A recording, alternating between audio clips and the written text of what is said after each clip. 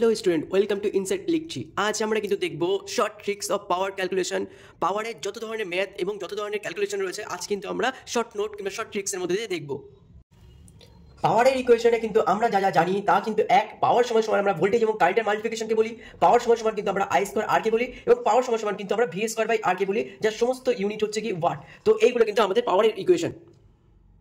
কিন্তু এই সমস্ত যে সূত্রগুলো রয়েছে সেই সূত্রগুলো আমরা কোন জায়গায় কিভাবে অ্যাপ্লাই করব এবং এই সূত্র দিয়ে আমরা কিভাবে ম্যাথগুলো সলভ করব, সবারই কিন্তু একটা প্রবলেমের জায়গা থাকে। কিন্তু আজকে আমরা এই শর্ট ট্রিক্সের মধ্যে দিয়ে যে কোনো ধরনের পাওয়ার ক্যালকুলেশন এবং তার পাশাপাশি কোন সূত্রটি কোথায় ইউজ হবে সেটা কিন্তু আমরা ইজিলি একটু গল্পের মাধ্যমে কিংবা একটা শর্ট ট্রিক্সের মাধ্যমে আজকে আমরা দেখব। এই সূত্রগুলো মাথায় রাখার জন্য কিংবা এখান থেকে অঙ্ক করার জন্য আমরা কিন্তু একটা সোজা পদ্ধতি দেখব। প্রথমত এই ভি ইন্টু আই এই সূত্রটি শুধুমাত্র কাজে লাগবে কিংবা কাজে লাগবে আমাদের যে কোনো ধরনের সোর্সের ক্ষেত্রে।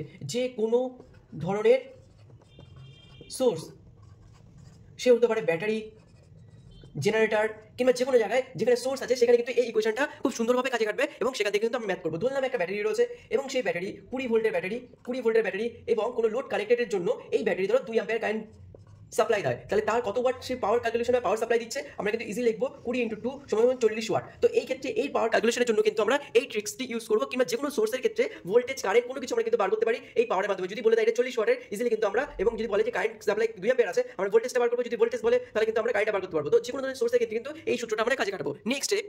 এবং এই ইকুয়েশনটা কিন্তু আমরা কাজে লাগাবো কোনো ধরনের তারের ভিতরে কোনো লস, কোনো ধরনের তারের ভিতর দিয়ে যে লস, ভিতরের লস, তো অর্থাৎ হতে পারে ট্রান্সমিশন এবং ডিস্ট্রিবিউশন লাইনের লাইন লস, কোনো কয়েলের লস, অর্থাৎ হতে পারে যে আমরা আর্মেচারের মধ্যে জানি কয়েল করা থাকে এবং সেই কয়েল কপার করে থাকে এবং সেই লসকে কপার লস বলি। তো কপার লস অর্থাৎ কোনো ধরনের সে তার কিংবা কয়েলটির রেজিস্ট্যান্স রয়েছে 2 ওহম এবং সেখান থেকে কারেন্ট ফ্লো হচ্ছে 2 অ্যাম্পিয়ার। তো সেই লাইন কিংবা সে তোমার কপার লস কিংবা লাইন লস কিন্তু বলতে পারবো আমরা I square R is equal to 2 square into 2 সমান 8 ওয়াট। তো এখান থেকে কিন্তু যে কোনো ধরনের আই স্কোয়ার আর এর সূত্রটা কিন্তু যে কোনো তারের ভিতরে যে লসটা সেটা বার করার জন্য কিন্তু আমরা ব্যবহার করবো।